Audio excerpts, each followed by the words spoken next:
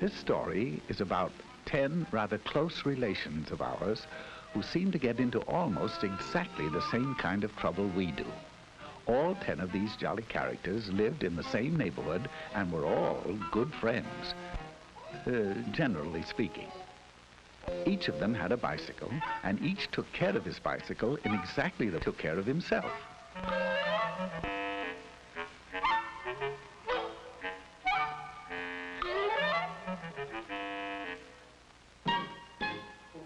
One day they held a group think and decided to have a picnic in a little park just 9 blocks away. Now that doesn't sound far, but a lot can happen in 9 blocks, right? Well, sound off out there. I said right? Right. So they all ran home and made themselves sandwiches. I know that doesn't sound too likely, but of course, human. Then they hurried back, all ready to go.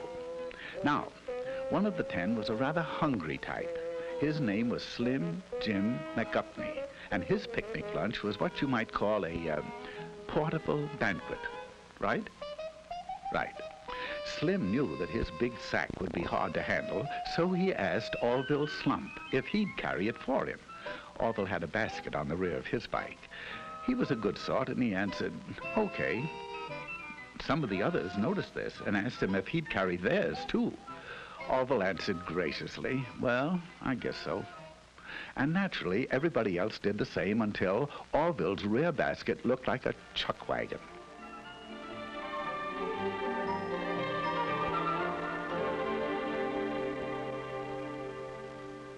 At last, they were ready to go, and at a given signal, they went.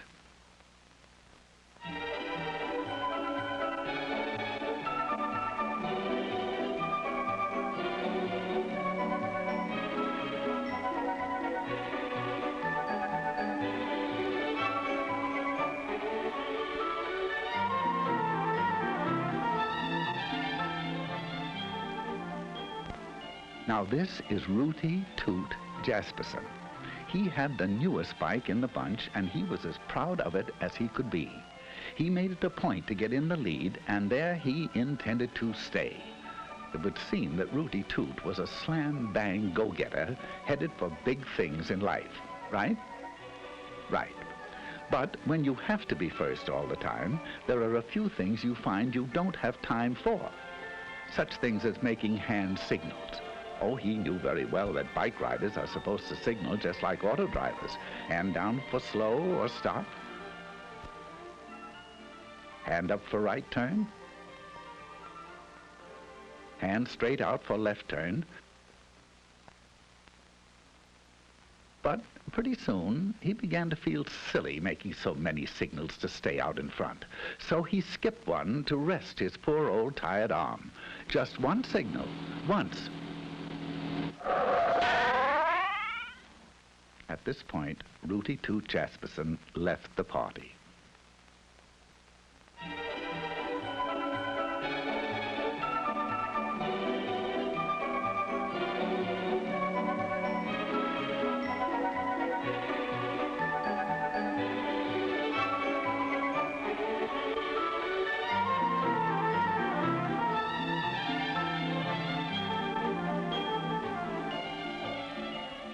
This charming little thing was actually christened Tinkerbell McDillingfitty.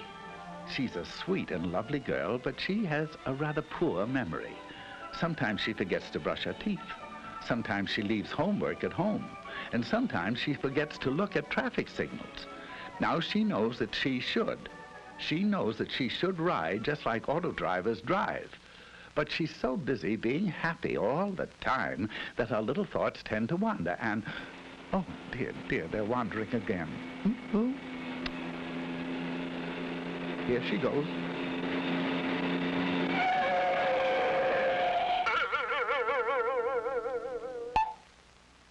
exit Tinkerbell McDillingfitty. She forgot now and then.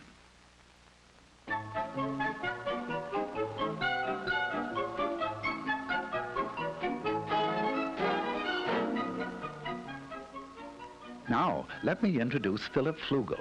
He's a star athlete, the president of his class, an honor student, and he has the handsomest profile in school. Just look at it, will you? Now, Flug, as his friends call him, has one little flaw in his character. He is very easily bored. Right now, he's asking himself why everyone has to go up this side of the street. It's so samey. So, proving that even a class president can make mistakes, he decided to ride against traffic. Oh, he knows that auto drivers never do this, and that he should follow the very same traffic rules. But he's in the mood to do something different. Anyway, there are no policemen around to see him.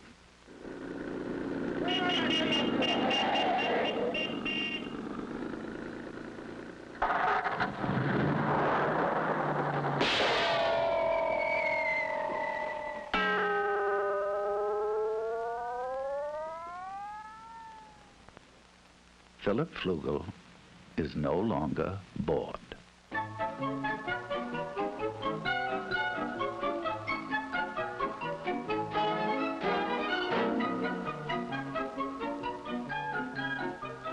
You've probably wondered about this fellow on foot. Well, his name is Mosby Pomegranate. He is splendid in dramatics, but he works so hard memorizing his lines that he doesn't get around to a lot of other things. He never made it down to register his bike and get a license for it. He knows very well that a license makes it easy to find out who he is if he's in an accident, and makes the bike easy to trace if it's lost or stolen. That's his trouble. Last week, while he was rehearsing the lead in King Kong, someone rode off with his bike. He went to the police, but of course they couldn't help him since it had no license or registration. He stomped out of the police station angrily, and he's been stomping ever since.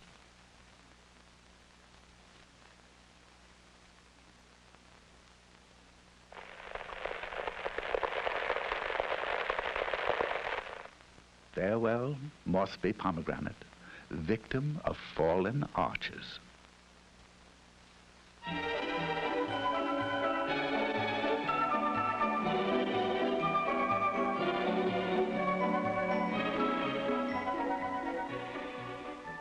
If you look carefully, you'll see Trigby Phipps.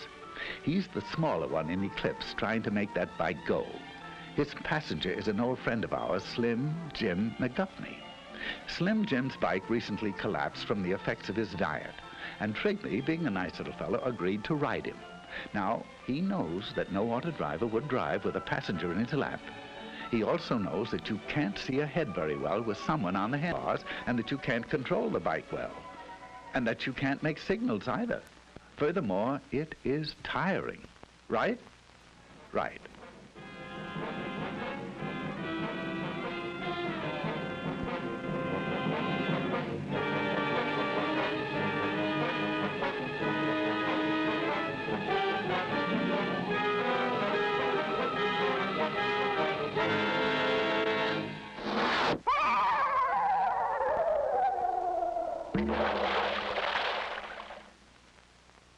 So long, fellas. There seems to be a flaw in the buddy system.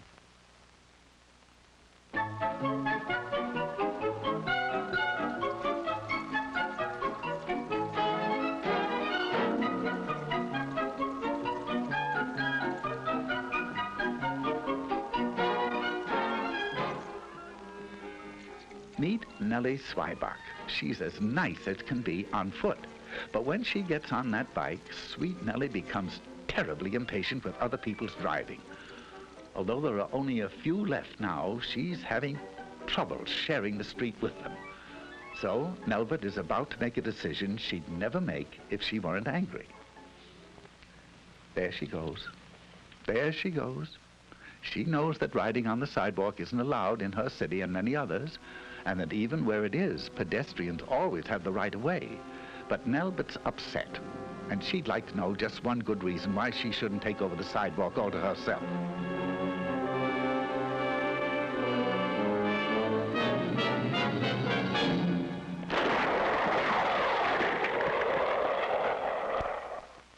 Albert Zweibach got her one good reason.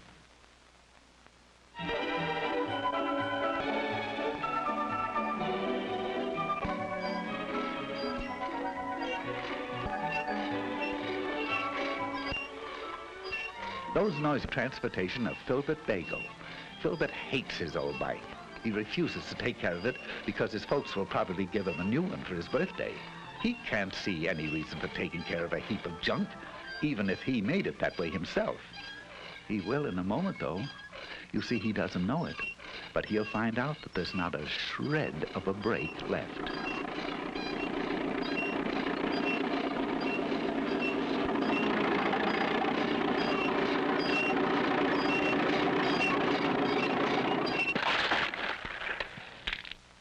Now, Filbert would be the first to agree that if it's worth riding, it's worth taking care of.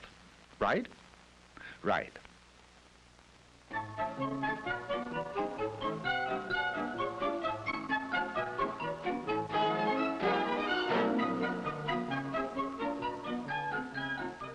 Quickly meet Stanislaw Higginbottom while you can. He's a nice boy, but he won't be with us long.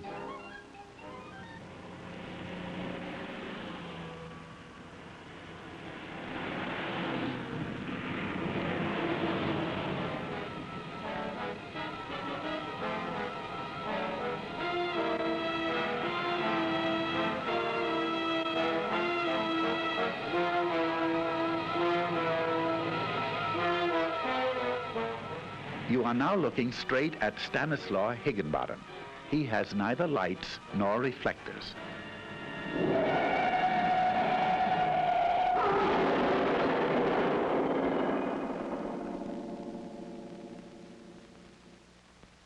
Stanislaw just wasn't quite bright enough.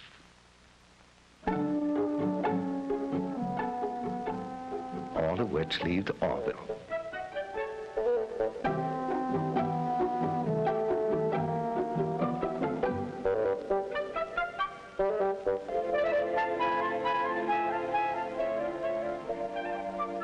He'll get fat, all right. And here's why he ended up with all these groceries that he doesn't really want. This was Rooty Toot Jasperson. Maybe you remember why he didn't make the picnic. He didn't signal, just once. Do you recall Tinkerbell McDillingfiddy? She forgot to watch the signals, just once. And good old Phil Flugel, he rode up the wrong side of the street, once.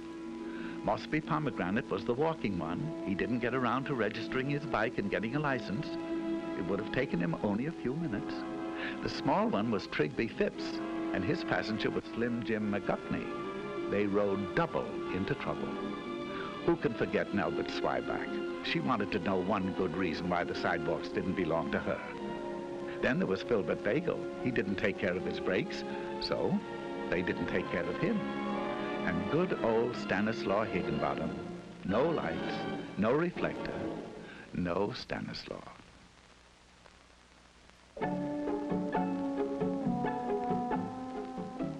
So that's why Orville Slump is picnicking alone today. He watched the signals, he obeyed traffic signs, he made hand signals, he rode alone, he stayed on the right side of the street, got a license, rode just like auto drivers drive, and kept the brakes and all in good condition. And he got fat. Of course, it was very lonely, but not as lonely as this.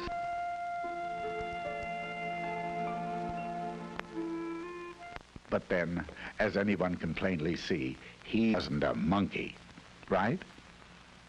Now, that sounds as if you really mean it, right?